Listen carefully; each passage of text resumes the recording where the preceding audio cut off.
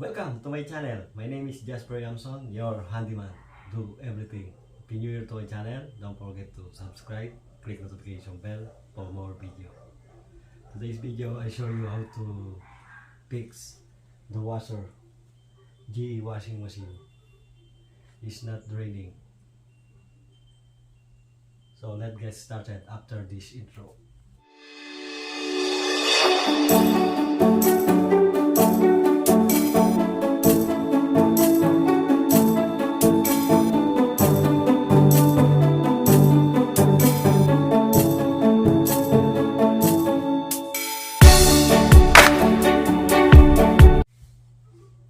So guys, before we start, just unplug it first.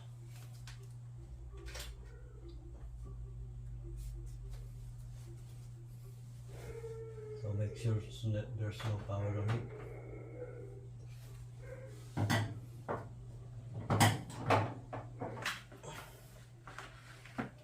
And there's water in this. So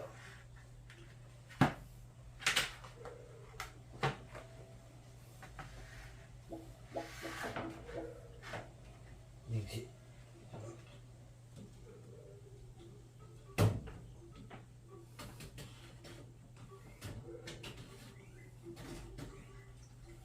Yeah, let's remove the water first.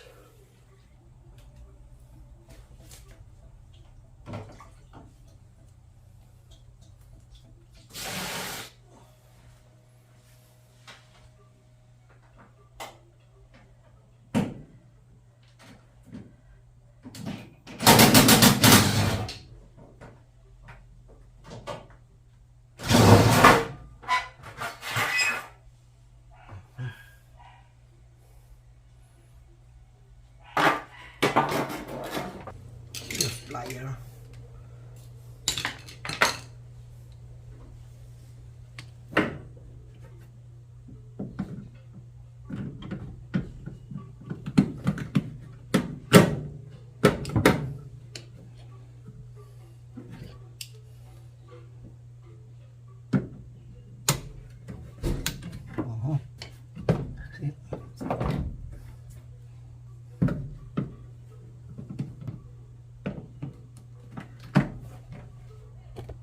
Lip screw inside, just only.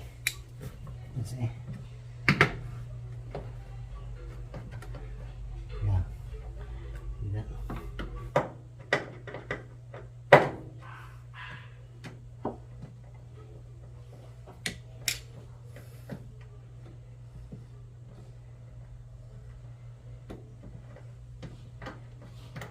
Okay. One. The next one.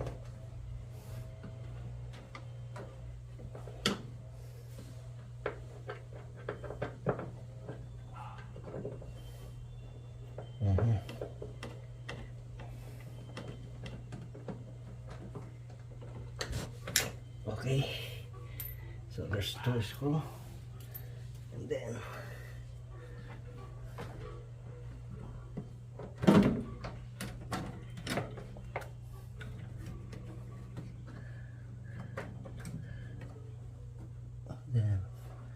move the connection.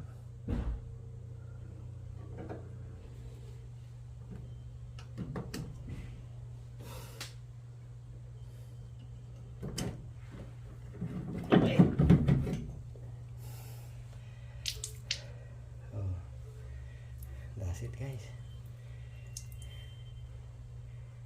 See? So now let's compare the new one, the pan.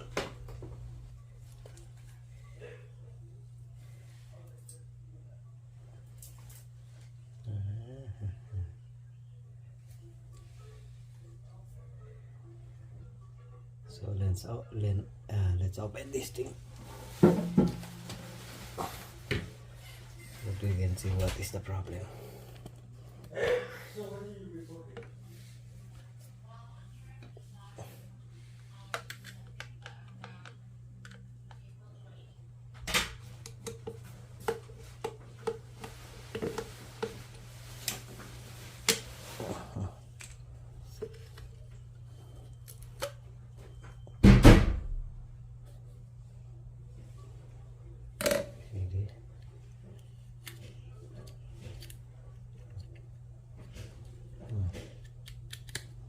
let's check the new one.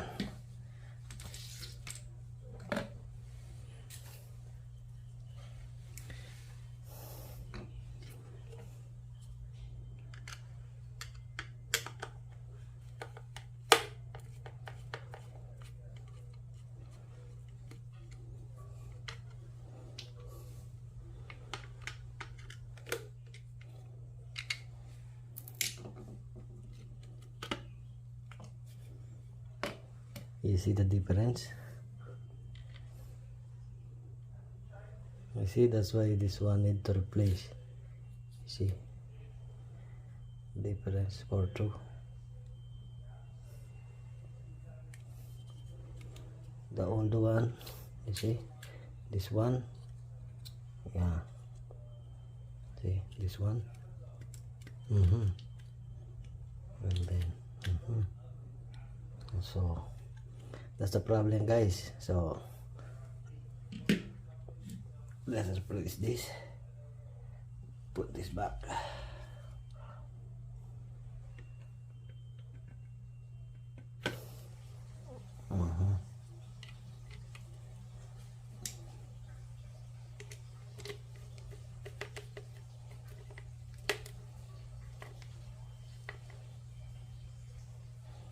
Okay.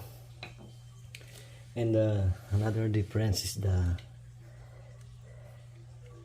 terminal. See, the what is different, but it's okay. This one could work, so let's put it back now. This new one, replace the old one. Same process.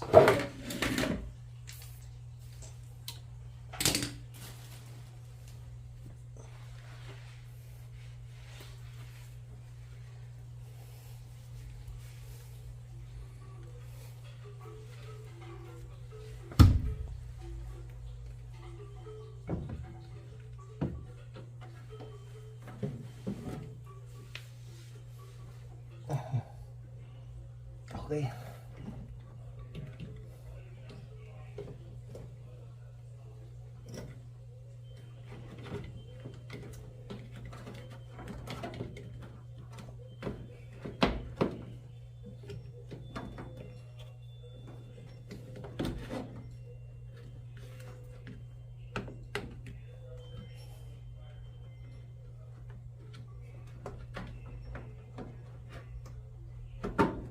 Okay, that's it, guys. Then put the two screws.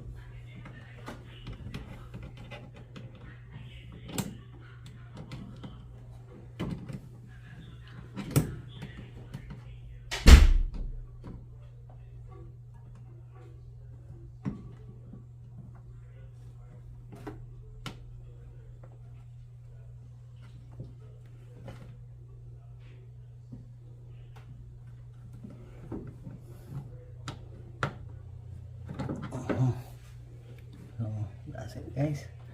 And then the next one.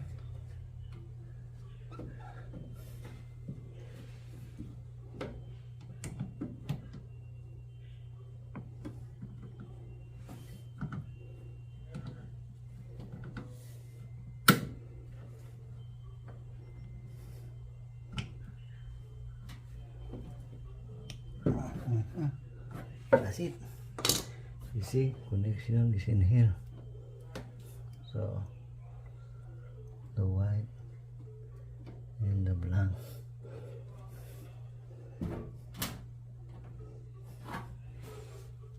So that's it guys. See?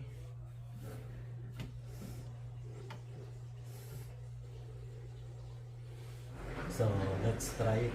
See?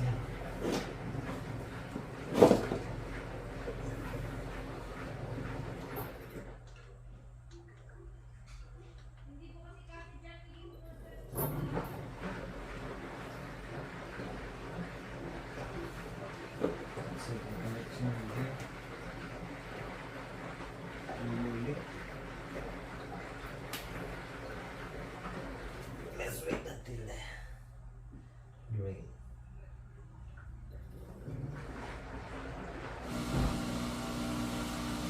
It's working now guys. It's raining now.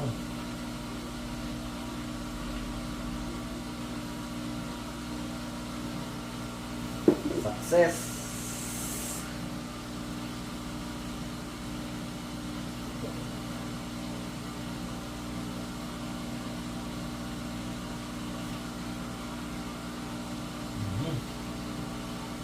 Success guys. So I just put the cover now. Good to go. So it's okay now. So let's put it back.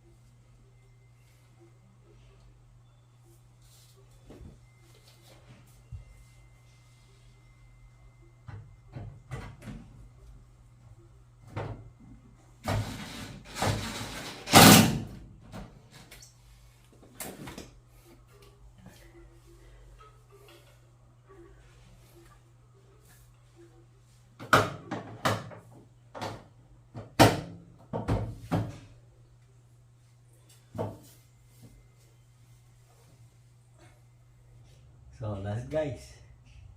Job well done. Thank you for watching. See you on my next video.